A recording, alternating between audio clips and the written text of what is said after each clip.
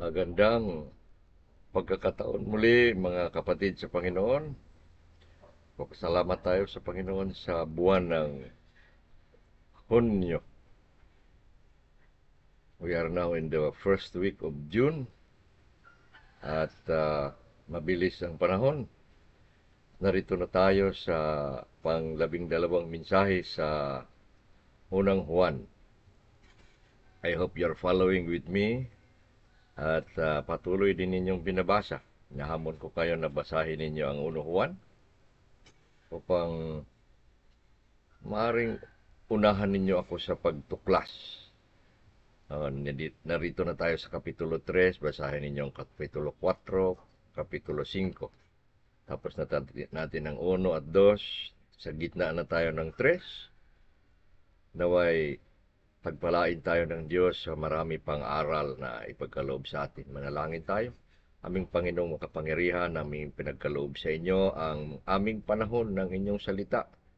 Naway ang inyong salita ay tunay na maging biyaya sa amin na magdala sa amin sa mga bagong katotohanan at bago na namang tungkulin sa pagsunod sa pananampalataya. Samahan nyo kami sa bawat katotohanan, bawat talata at sa kabanatang ito ng unuhuan. Aming tanggapin ang karunungan mula sa inyong espiritu ng karunungan. Sa pangalan ni Kristo Jesus. Amen. Basahin natin mga kapatid ang ating talata mula sa 3 ng unukuan, simulang 10 hanggang 15. Ito ang sinabi.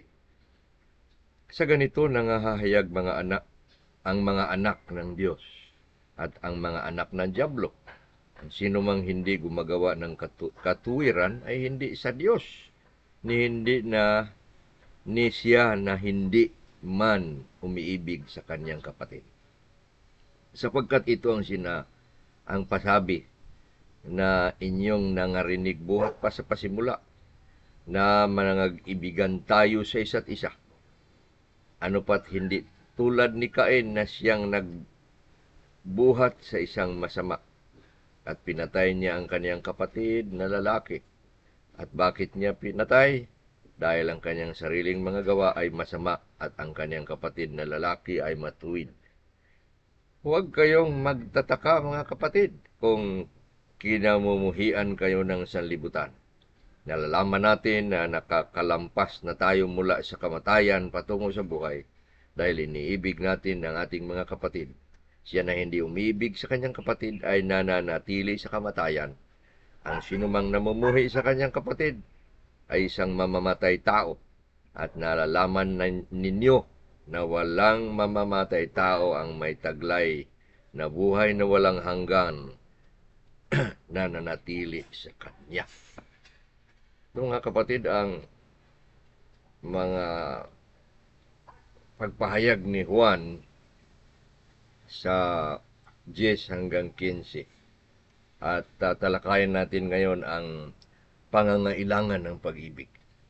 Itanong natin, bakit kaya kailangan ang pag-ibig, pamumuhay ng pag-ibig sa mga anak ng Diyos? Si Juan ay nagtuturo, naghahayag ng maraming bagay ukol sa pag-ibig. Mulang 3 sa 4, punong-puno ng pag-ibig ang pangangaral niya. Si Apostol Pablo ay nagsabi sa atin sa unang Korinto 13, ang kabanata ng pag-ibig, na kung walang pag-ibig ay walang kabuluhan ang lahat ng bagay. Sinabi ni Pablo na kung anumang kaloob na meron tayo o anumang ibigay natin na walang halo ng pag-ibig ay walang maging kabuluhan ng mga bagay. Kaya ayon kay Apostol Pablo, walang maaring tanggapin o kabuluhan ang mga bagay na ating gagawin maliban kung ito'y samahan ng pag-ibig. Napakahalaga ang pag-ibig. At si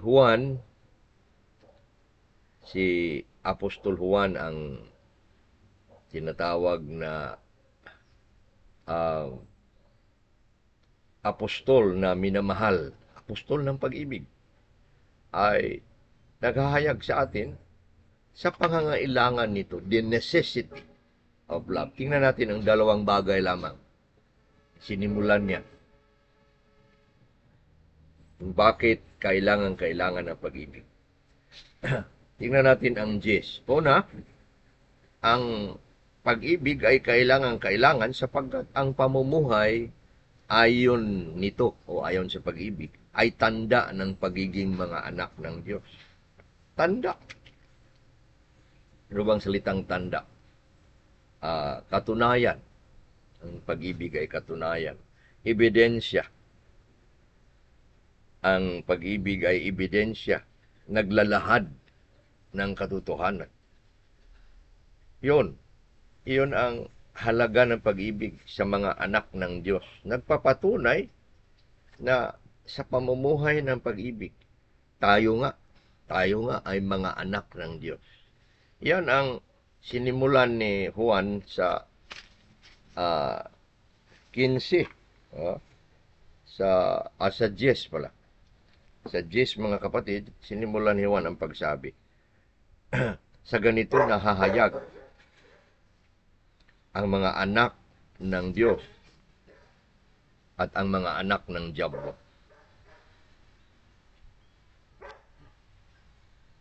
Sa pag-ibig, sa paggawa ng pag-ibig, nahahayag ang anak ng Diyos sa pamumuhay nito. At ibig sabihin, sa hindi pag-ibig, nahahayag din ang hindi mga anak ng Diyos. Kaya ang pag-ibig ay tanda ngayon ng pagiging anak ng Diyos. Nahahayag, sabi ni Juan, hinahayag sa pamumuhay ng pag-ibig na tayo, na ang mga mananampalataya ay mga anak nga ng Diyos. At siyempre, kung baliktarin mo ang sinasabing kabaliktaran nito, the opposite is, ang walang pag-ibig ay hindi mga anak ng Diyos. At sila ay mga anak ng Diablo. Sinabi, sa ganito nangahayag ang mga anak ng Diyos at ang mga anak ng Diablo. Ang sino mang hindi gumagawa ng katwiran ay hindi sa Diyos, ni siya na hindi naman umiibig sa kaniyang kapatid. Yun ang paghahayag ni Juan, na ang pamumuhay sa katwiran ay pamumuhay sa pag-ibig. Ibig sabihin, ang pag-ibig ay bunga ng katwiran. Noong tayo ay itinuwid sa pamamagitan ng katwiran ni Jesus, sa pagpatawad niya sa atin nung tayo nagsisisi matapos tayong sumampalataya, tayo pinatawad at itinuwid tayo, naging matuwid tayo. At upang tuloy tayong matuwid, ipinagkatiwala sa atin, imputed to us the righteousness of God. Ang pagiging matuwid ni Jesus, ang katwiran ni Jesus ay naging atin. Kasama niyan ay ang pag-ibig. Kaya kapag tayo matuwid, tayo umiibig. Yan ang pasabi ni Juan, na ang mga anak ng Diyos ay mga taong umiibig. Sa kabila naman na ang Diablo ay hindi umiibig at hindi rin gumagawa ng matuwid. Yan ang tanda.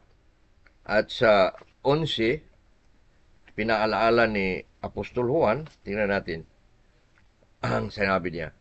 Sapagkat ito ang pasabi sa inyo, nangarinig buhat pasimula na mga ibigan tayo sa isa't isa.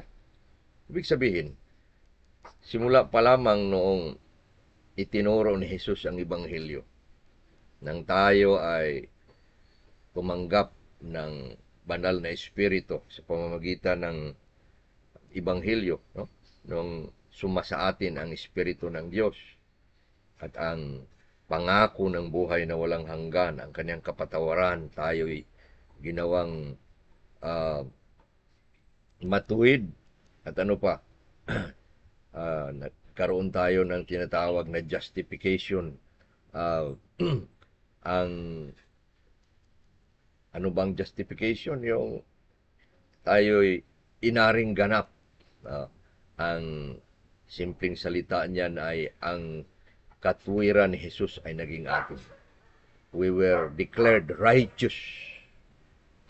Tayo pinahahayag na mga matuwid sa harap ng Diyos at kasama niyan ang pag-ibig niya.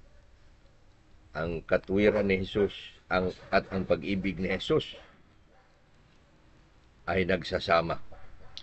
At si Juan nga ay gumawa ng halimbawa sa kanyang prinsipyo na ang pag-ibig at ang katuwiran ay nagsasama. Kapag ikaw ay makatuwiran, naroon sa atin ang katuwiran ng Diyos, tayo umiibig. At sinabi ni Juan na yun pa ay sa simula ay itinuro na sa atin ng Panginoon na dapat ipamumuhay natin. At gumawa siya ng halimbawa. At ang halimbawa nga nito ay ang halimbawa ni Cain at ni Abel. At pinagtanggol dito si Abel na matuwid. Ibig sabihin, kasama sa kanyang pagkamatuwid ay ang pag-ibig. Namumuhay si Cain sa pagiging matuwid at sa pag-ibig. Ngunit ang kanyang kapatid na si Cain ay hindi namumuhay na matuwid. Hindi nga niya sinunod ang utos ng Panginoon sa pag-alay at hindi tinanggap ang kanyang alay. Masama ang kanyang puso, hindi siya matuwid at hindi siya tinanggap ng Diyos. Kaya sa buhay ng pagiging matuwid at mapagmahal at na umiibig, ayun ay si Abel. At kalaban ng anak ng Diablo na hindi umiibig at masama ang buhay na hindi matuwid ay si Cain. Yun ang halimbawa. At sa versikulo 12, yan ang versikulo 12, sa 13, sinabi naman ni Juan na kung ganito ang laman ng ating pamumuhay, na tayo namumuhay sa katuwiran at tayo umiibig, di daw tayo magtataka na tayo'y kamumuhian ng sanlibutan. Sapagkat ang namumuhay ayon sa paraan ng Diyos na matuwid at umiibig ay kamumuhian ng sanlibutan. Sa panahon nila Juan, sa panahon ng ating amang mga apostol, lalo na sa mga Griego, ay mayroon silang ugali noon na hindi maaaring magpakumbaba dahil hindi ugali daw ng matatapang na mga Griego ang pagpapakumbaba, sapagkat magpakamatay na lang sila kung sila ay magpakumbaba, at lalo na sa mga ibang bagay ng katuwiran na hindi maaring ipamumuhay nila. Kaya yan ang dahilan na si Juan nagsasabi na kamumuhian tayo ng sanlibutan kapag tayo'y namumuhay na matuwid at sa pag-ibig.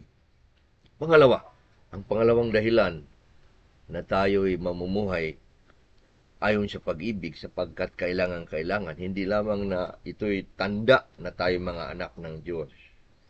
Tayo'y mga anak ng Diyos, matuwid at mamumuhay sa pag-ibig. Pangalawa, ang pamumuhay sa pag-ibig ay kailangan sapagkat ang pag-ibig ay tanda ng pagkakaroon ng buhay mula sa kamatayan. Ito, mabigat rin ito na tanda ng pagkakaroon ng buhay mula sa kamatayan. Ibig sabihin, ang mga taong umiibig, ayon kay Juan, ay mga taong nabuhay na, nagkakaroon na ng buhay. At yan ay buhay mula sa Diyos, at yan ay buhay na walang hanggan. Ang pagtanggap natin ng pangako ng Diyos, matapos tayo sumampalataya sa Kanya, matapos tayo pinatawad ng Diyos sa ating pagsisisi, tayo'y inaring ganap, tayo'y inihahayag na mga matuwid. Katapos niyan, tayo na nga ay binigyan ng pangako ng buhay na walang hanggan. Yung mga taong nasusulat sa aklat ng buhay ang kanilang mga pangalan. At ang mga taong may buhay na walang hanggan, sila nga ay mga taong umiibig. Kaya ang pag-ibig ay tanda ng pagkakaroon ng buhay na walang hanggan. Ipinahayag ni Apostol Juan sa 14, ng versikulo 14 ng 1 Juan 3, na na maliwanag ito na ang tanda na nakalampas, no, na tayo mula sa kamatayan papunta o patungo sa buhay. Ibig sabihin, parang daan ng kamatayan, nilampasan natin, naroon na tayo sa daan ng buhay. Ang daan daw ng kamatayan ay sa kaliwa. Dinala tayo sa kanan. At naroon ang daan ng buhay, daan ni Kristo, daan sa pananampalataya, daan ng pagsisisi, daan ng pagkilala sa buhay, si Kristo. Tayo na nga ay binigyan ng buhay na walang hanggan. Ang pangako ng buhay ay kasama ang pagiging matuwid, at ang matuwid ay umiibig. Kaya ang hindi namumuhay ayon sa pag-ibig, ayon kay Juan sa 14, ay nananatili sa kamatayan. Kanina, gumawa si Juan ng prinsipyo na ang mga sa Panginoon ay umiibig. Ang mga hindi sa Panginoon at mga anak ng dyablo ay hindi umiibig. Dito naman, ang mga sa Panginoon na umiibig ay may buhay. At ang mga hindi umiibig na hindi sa Panginoon ay sila ay mga nananatili sa kamatayan. Mabigat ito, mga kapatid. Nangangailangan lamang na sa ating buhay ay tayo'y umiibig. Lalo na dito sa ating iglesia. Tayo magkakapatid. Kung tayo'y namumuhi sa kapatid ayon kay Juan, hindi umiibig. Ang hindi umiibig ay tinaguriang mga ang hindi umiibig ayon sa 14, siya na hindi umiibig, nananatili sa kamatayan. Nananatili sila sa kamatayan, hindi sila umiibig. At pag hindi sila umiibig, anong ibig sabihin? Ang hindi umiibig ay namumuhi sa kapatid. Pag ang hindi mananampalataya, siya ay walang buhay sa Panginoon, hindi siya umiibig. At pag hindi siya umiibig sa kapatid, ang mangyari niyan, siya ay namumuhi sa kapatid. He hates his brother. He does not love his brother, so he will hate his brother. At ano pang dagdag niyan? Pag siya ay namumuhi sa kapatid, ang sabi naman ni Juan, siya ay mamamatay tao. Kaya pakadina na, padagdag ng padagdag. Ang hindi anak ng Diyos ay anak ng dyablo. Pag siya ay anak ng dyablo, hindi siya umiibig. Pag hindi siya umiibig, nananatili sa kamatayan. Pag siya nananatili sa kamatayan at siya hindi umiibig, siya namumuhi sa kanyang kapatid. At anong katapusan yan? Pag siya namumuhi sa kapatid at siya ay mamamatay tao, sabi ni Juan, wala siyang buhay na walang hanggan. Hindi siya nagkaroon ng buhay. Nananatili siya sa kamatayan. Hindi siya nakalampas sa kamatayan patungo sa buhay. Ito ang mabigat. Kaya sisahin natin ang ating mga sarili, ang ating mga buhay. Tayo ba ay mga anak ng Diyos? Sabihin natin, opo, Panginoon, mga anak kami ng Diyos, mga anak niyo kami. Tayo ba ay umiibig? Sapagkat ang mga anak ng Diyos ay umiibig. Sila ay may buhay na walang hanggan. At sila ay mga taong umiibig. Kaya kailangan siguro na sa bawat panahon na tayo magsamba at sasamang magsamba. Banggitin natin. Maaaring kailangan banggitin natin sa ating mga kapatid. O ating ipadama sa ating mga kapatid na minamahal, iniibig natin ang ating mga kapatid sa anumang paraan, sa pagbibigay, sa pagdasal, sa pag-alaala, sa pagtulong, sa anumang bagay na sinabi sa Biblia kung ano ang dapat gawin sa ating kapatid kung tayo umiibig. Pag tayo umiibig sa ating anak, sa ating asawa, bigyan natin sila ng kanilang pangangailangan. Gawin natin ang lahat ng bagay para sa kanila. Yan ang mga umiibig.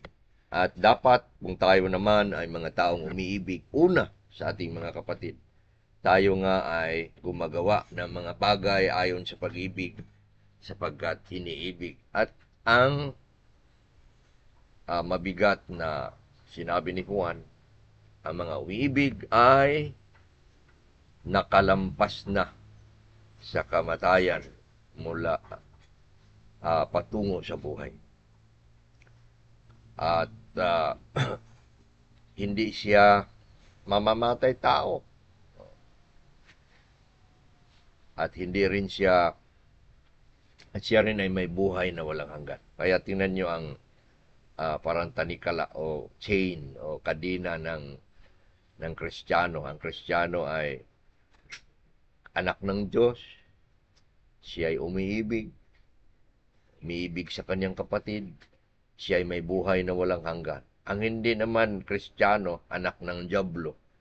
Siya ay hindi matuwid. Siya ay hindi umiibig sa kapatid. Kaya siya ay namumuhi sa kapatid. Kaya siya ay mamamatay tao. Kaya siya ay walang buhay na walang hanggan. Napakabigat ang hindi umiibig sapagkat siya ay magiging namumuhi sa kapatid at mamamatay tao. Kung tayo pumapatay, halimbawa, hindi ba nakakatakot ang pagpatay? Murder. At sa ating ang panunood pa lamang ng tunay na pagpatay ay nakakatakot. Ano pa kaya kung tayo makakagawa ng pagpatay?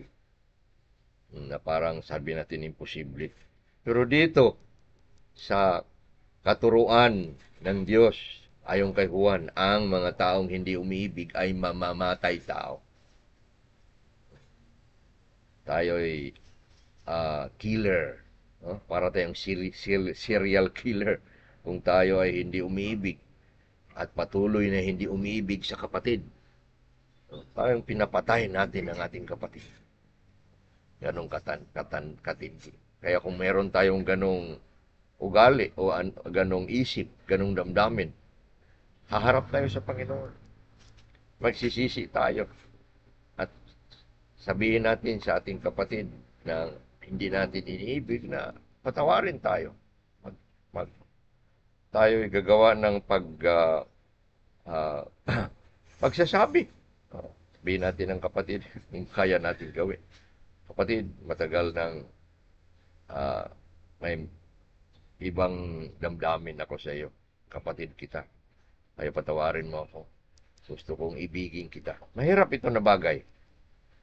Ngunit walang ibang paraan na tayo iibig sa kapatid. Una, pagsisihan natin ang hindi natin pamumuhay o pagpadama ng pag-ibig.